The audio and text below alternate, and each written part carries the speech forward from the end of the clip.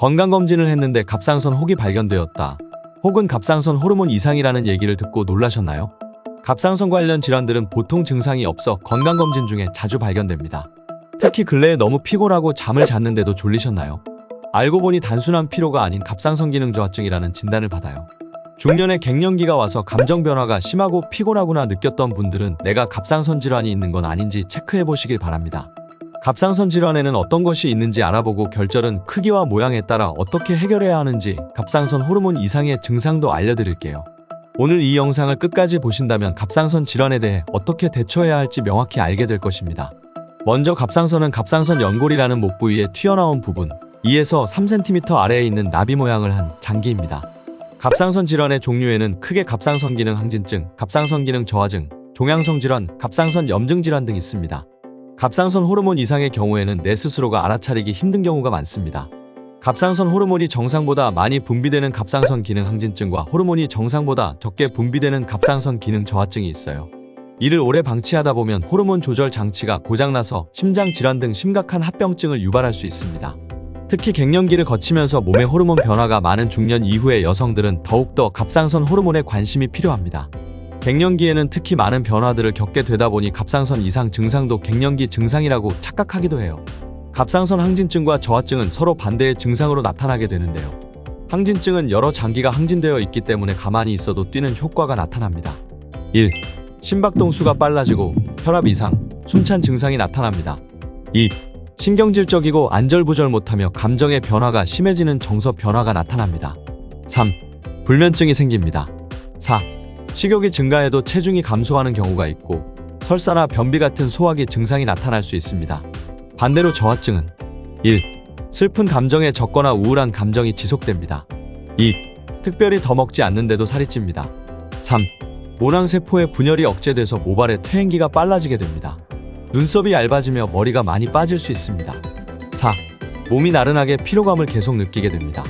그럼 갑상선 호르몬 변화로 인해 갑상선 크기 변화가 있는지 간단하게 알아보는 방법도 함께 알려드릴게요. 거울 앞에서 물을 한 컵 가져와 주세요. 1. 물을 한 모금 마신 뒤 2.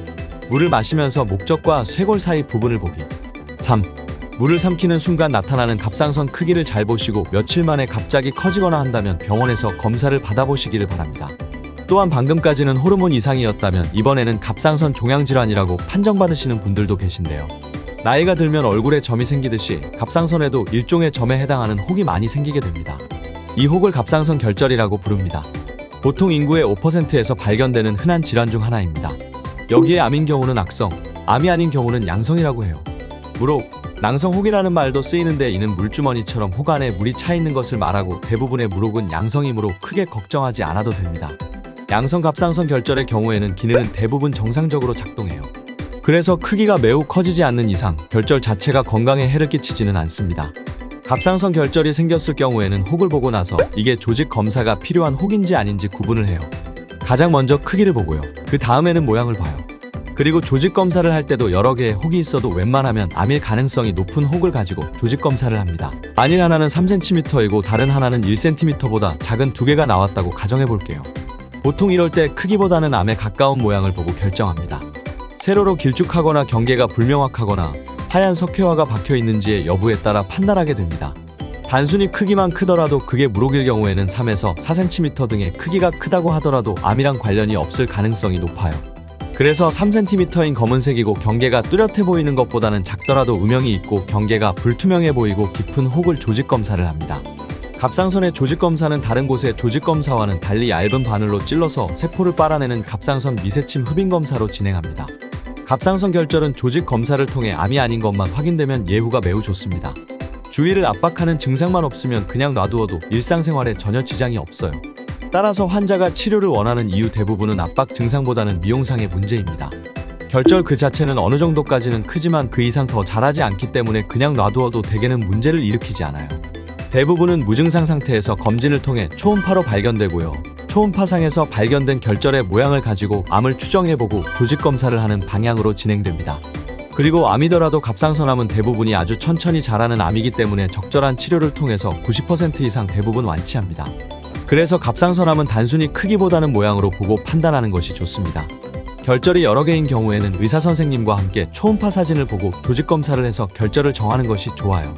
이렇게 오늘 갑상선 질환에 대해 어떤 것들이 있는지 알아보고 결절이 생겼을 경우에는 어떻게 해야 되는지 알아보았습니다. 중년 이후 심장박동이 빨리 뛰거나 피로감, 감정 변화가 심하다면 갱년기 증상으로 넘기지 말고 갑상선 호르몬 검사를 받아보시고요. 결절의 경우도 크기가 크다고 하여 무조건 위험한 것이 아니니 모양으로 보고 판단해 차근차근 치료한다면 대부분 완치되니 놀라시지 않아도 됩니다. 오늘부터 몸의 변화에 관심을 가지고 살펴보세요. 앞으로도 중년을 위해 꼭 필요한 건강 정보로 돌아올 테니까요.